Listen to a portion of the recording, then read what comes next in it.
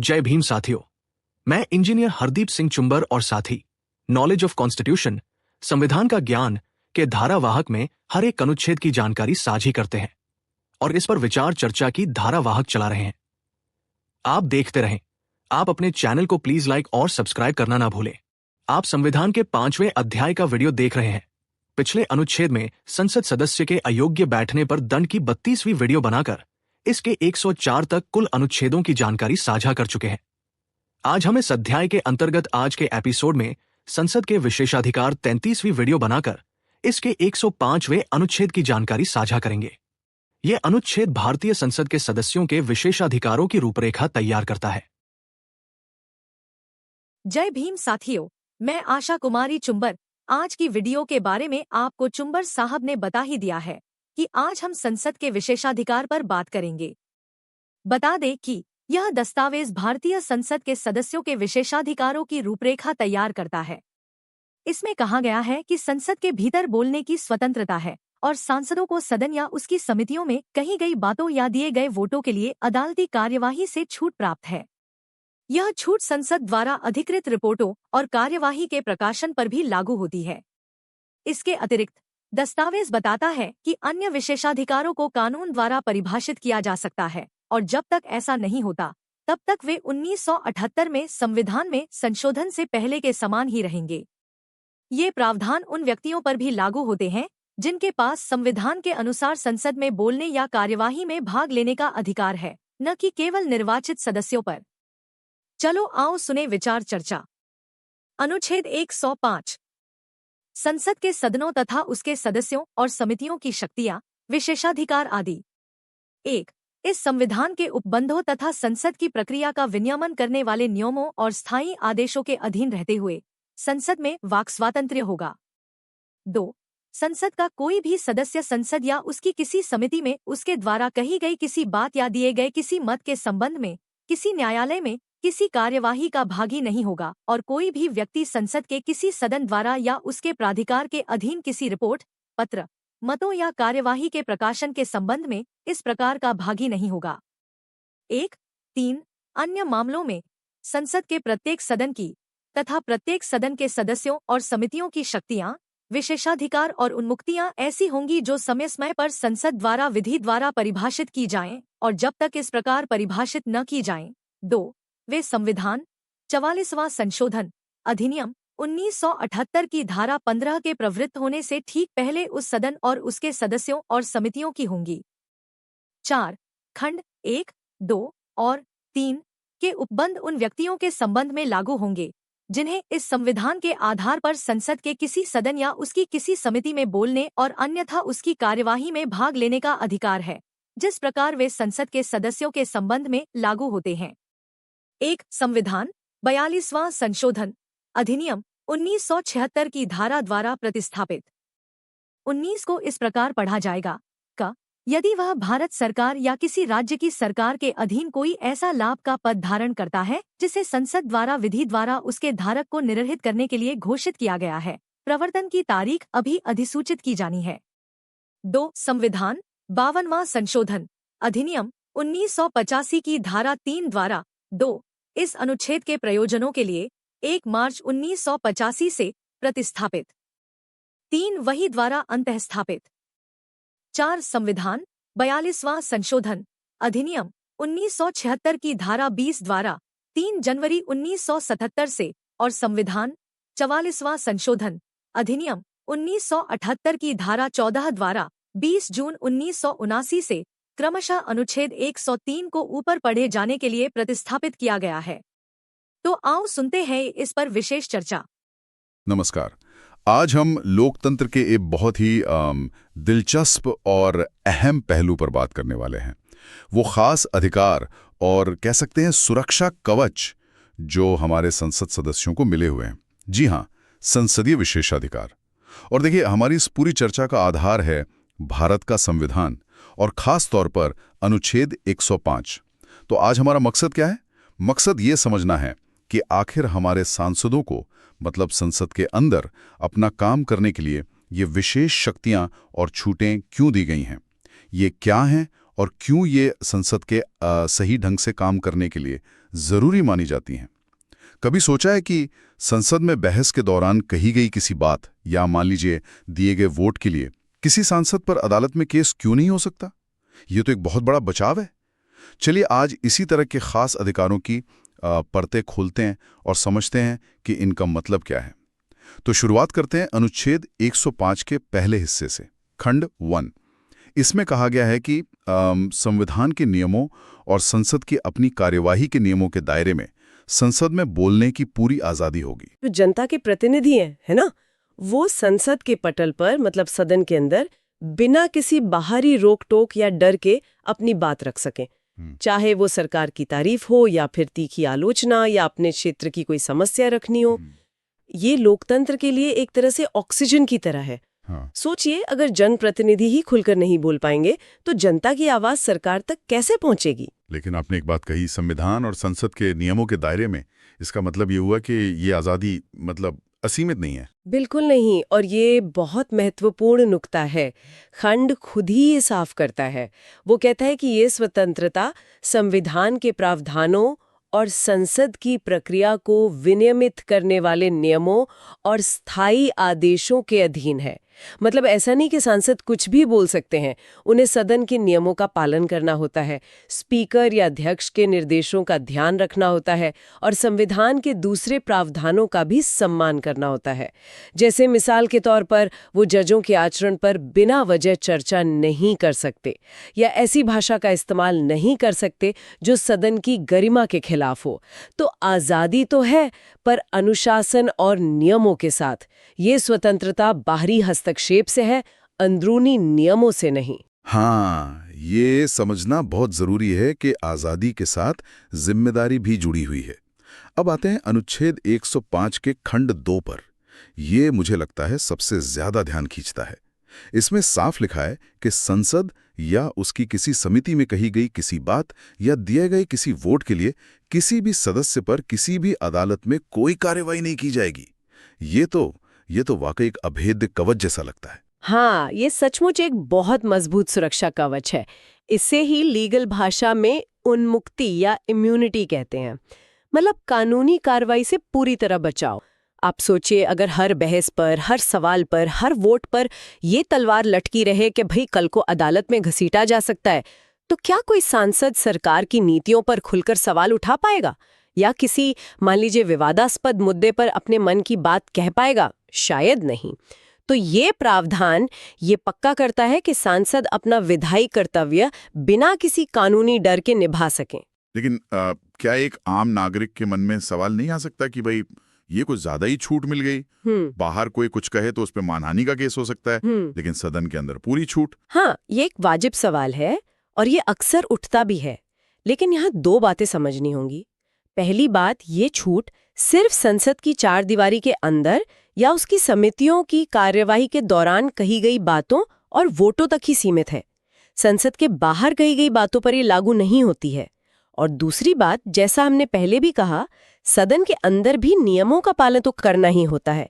अगर कोई सदस्य सदन की अवमानना करता है या नियमों का उल्लंघन करता है तो सदन खुद उसके खिलाफ कार्रवाई कर सकता है।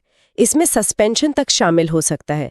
तो नियंत्रण बाहरी अदालत का नहीं है बल्कि सदन का अपना है ना? अच्छा, तो नियंत्रण का तरीका अलग है। बाहरी अदालतों की जगह सदन खुद एक्शन लेता है। और इसी खंड 2 में एक और बात कही गई है प्रकाशन के बारे में। वो क्या है? हाँ, वो भी महत्वपूर्ण है। उसमें कहा गया है कि अगर संसद के किसी सदन की अनुमति से कोई रिपोर्ट, पेपर, वोट या कार्यवाही प्रकाशित की जाती है तो उस प्रकाशन के लिए भी किसी व्यक्ति पर कोई मुकदमा नहीं होगा। ये इसलिए जरूरी है ताकि संसद की कार्यवाही की सही और आधिकारिक जानकारी जनता तक पहुंच सके, बिना इस डर के कि भाई रिपोर्ट छापने वाले पर ही कोई केस कर देगा। जैसे संसद की जो बहसें रिकॉर्ड होती हैं और छापी जाती हैं, उनको ये सुरक्षा मिली हुई है। ये तो हुए बोलने और वोट देने की आज़ादी और उस पर कानूनी सुरक्षा की बात। अब आते हैं खंड 3 पर। ये वाला हिस्सा, जैसा आपने कहा, थोड़ा पेचीदा लगता है। इसमें लिखा है कि बाकी मामलों में संसद, उसके सदस्यों और समितियों की शक्तियां, विशेषाधिकार और उन्मुक्तियां वो होंगी जो संसद समय समय पर कानून बनाकर तय करेगी। और जब तक ऐसा कानून नहीं बनता तब तक ये वही रहेंगी जो 1978 में एक खास संविधान संशोधन मतलब 44वां संशोधन लागू होने से ठीक पहले थी। ये क्या मामला है, इसे जरा आसान भाषा में समझाएंगे? हाँ हाँ बिल्कुल। ये खंड थोड़ा घुमावदार जरूर लगता है, लेकिन इसका सार समझना जरूरी है। देखिए, संविधान बनाने वालों ने बोलने की आज़ादी और वोट पर सुरक्षा यानी खंड 1 और 2 वो तो साफ साफ लिख दिया, लेकिन उन्हें लगा कि संसद और सांसदों के ठीक से काम करने के लिए कुछ और भी अधिकार और छूटें जरूरी हो सकती हैं। तो मूल संविधान में ये लिख दिया गया कि जब तक भारतीय संसद खुद कानून बनाकर ये अन्य अधिकार तय नहीं करती, तब तक ये वही होंगे जो ब्रिटेन की संसद यानी हाउस ऑफ कॉमन्स के हैं। अच्छा, यानी शुरुआत में हमने ब्रिटिश संसद के अधिकार एक तरह से अपना लिए थे। हाँ, कह सकते हैं कि एक तरह से उधार लिए गए थे जब तक हम अपने खुद के ना बना लें। लेकिन हुआ ये कि हमारी संसद ने कभी इन अन्य अधिकारों की पूरी लिस्ट बनाकर कोई खास कानून पास ही नहीं किया। फिर 1978 में 44th संशोधन के जरिए संविधान से ब्रिटिश संसद का वो सीधा हवाला हटा दिया गया। अब स्थिति ये है कि खंड 3 कहता है, जब तक संसद कानून नहीं बनाती तब तक ये अन्य विशेषाधिकार वही लागू रहेंगे जो इस संशोधन के लागू होने से ठीक पहले यानी 20 जून 1979 से ठीक पहले भारत की संसद और उसके सदस्यों को हासिल थे। तो मतलब जो अधिकार 1978-79 से पहले से चले आ रहे थे वो अभी भी लागू हैं, बस अब उनका स्रोत ब्रिटिश संसद का नाम ना होकर भारत की उस समय की स्थिति है। और ये अन्य अधिकार हैं क्या? कुछ उदाहरण दे सकती हैं? अनकोडिफाइड प्रिविलेजेस कहते हैं। कुछ मुख्य उदाहरण अगर मैं दूं तो पहला, सदन या उसके सदस्यों की अवमानना मतलब कंटेम्प्ट ऑफ हाउस के लिए किसी को भी दंडित करने की शक्ति। अगर कोई सदस्य या बाहरी व्यक्ति सदन के काम में बाधा डालता है या उसकी गरिमा को ठेस पहुंचाता है तो सदन उसे सजा दे सकता है। अच्छा, ये पावर सदन के पास है। जी। दूसरा, सदन की कार्यवाही को प्रकाशित करने या न करने का अधिकार। सदन तय कर सकता है कि उसकी कोई खास बैठक गुप्त रखी जाए। तीसरा, अजनबियों यानी जो सदस्य नहीं हैं उन्हें सदन की कार्यवाही से बाहर रखने का अधिकार। चौथा, अपनी आंतरिक कार्यवाही और प्रक्रिया को खुद नियंत्रित करने का अधिकार। और एक और महत्वपूर्ण है, सदस्यों की गिरफ्तारी से संबंधित कुछ प्रक्रियात्मक सुरक्षाएं, जैसे सिविल मामलों में सदन चलने के दौरान या उससे कुछ दिन पहले बाद में गिरफ्तारी से छूट, या फिर अगर आपराधिक मामले में गिरफ्तारी होती है तो उसकी सूचना तुरंत सदन के अध्यक्ष या सभापति को देना अनिवार्य होता है। अरे वाह, तो ये सब अधिकार भी हैं जो लिखे नहीं है पर लागू हैं। ये तो काफी व्यापक दायरा हो गया। और ये तब तक ऐसे ही रहेंगे जब तक संसद खुद एक लिस्ट बना के कानून पास नहीं कर देती। जी हाँ, और ऐसा कानून आज तक बना नहीं है। इसलिए ये असंहिताबद्ध विशेषाधिकार जो हैं वो परंपराओं, पिछले फैसलों और अदालती व्याख्याओं के आधार पर ही चलते आ रहे हैं। इससे कभी-कभी थोड़ी अस्पष्टता की स्थिति भी पैदा हो जाती है क्योंकि इनकी सीमाएं हमेशा पूरी तरह साफ नहीं होती। ये वाकई दिलचस्प है कि कुछ अधिकार तो एकदम स्पष्ट हैं और कुछ परंपरा पर आधारित हैं। अब आते हैं अनुच्छेद 105 के आखिरी खंड पर, यानी खंड 4। ये क्या कहता है? क्या ये सारे अधिकार सिर्फ चुने हुए सांसदों के लिए ही हैं? नहीं, खंड 4 इस दायरे को थोड़ा और बढ़ाता है। ये साफ करता है कि खंड 1, 2 और 3 में सांसदों को जो भी स्वतंत्रता, सुरक्षा और विशेषाधिकार मिले हैं वो सिर्फ सांसदों तक ही सीमित नहीं हैं। ये उन लोगों पर भी उसी तरह लागू होंगे जिन्हें संविधान के तहत संसद के किसी सदन या उसकी समिति की कार्यवाही में बोलने या हिस्सा लेने का अधिकार है, भले ही वो उस सदन के सदस्य ना हो। अच्छा, ऐसा कौन हो सकता है? कोई उदाहरण देंगी? इसका सबसे बढ़िया और जाना पहचाना उदाहरण है भारत के महान्यायवादी यानी अटॉर्नी जनरल फॉर इंडिया। संविधान का अनुच्छेद 88 उन्हें ये अधिकार देता है कि वे संसद के किसी भी सदन में, सदनों की संयुक्त बैठक में या संसद की किसी ऐसी समिति में जिसमें उनका नाम सदस्य के तौर पर दिया गया हो, बोल सकते हैं और कार्यवाही में हिस्सा ले सकते हैं। हाँ, ये जरूर है कि उन्हें वोट देने का अधिकार नहीं होता। तो जब वे अपने इस अधिकार का इस्तेमाल करते हुए सदन या समिति में बोलते हैं या हिस्सा लेते हैं तो अनुच्छेद 105(4) के तहत उन्हें भी ठीक वही बोलने की आज़ादी और अदालती कार्रवाई से सुरक्षा मिलती है जो एक सांसद को मिलती है। अच्छा, ये तो महत्वपूर्ण बात है। और कोई उदाहरण है? मंत्री को लोकसभा में। तो जब वो दूसरे सदन में बोलते हैं तो उन्हें भी ये विशेषाधिकार मिलते हैं, हालांकि वोट वो वही दे सकते हैं जिसके वो सदस्य हैं। तो ये खंड एक तरह से सुनिश्चित करता है कि जो भी लोग संवैधानिक रूप से संसदीय प्रक्रिया का हिस्सा हैं, वे बिना डर के अपनी भूमिका निभा सके। तो ये दायरा सिर्फ चुने हुए जनप्रतिनिधियों से भी आगे उन लोगों तक जाता है जिन्हें संवैधानिक रूप से सदन की कार्यवाही में भाग लेने का अधिकार दिया गया है। ये जानना वाकई महत्वपूर्ण है, क्योंकि ये सुनिश्चित करता है कि वे लोग भी बिना किसी डर के अपना योगदान दे सकें। ये पूरी व्यवस्था की स्वतंत्रता को मजबूत करता है ना? बिल्कुल। ये पूरी संसदीय प्रणाली के स्वतंत्र और प्रभावी कामकाज के लिए एक जरूरी व्यवस्था है।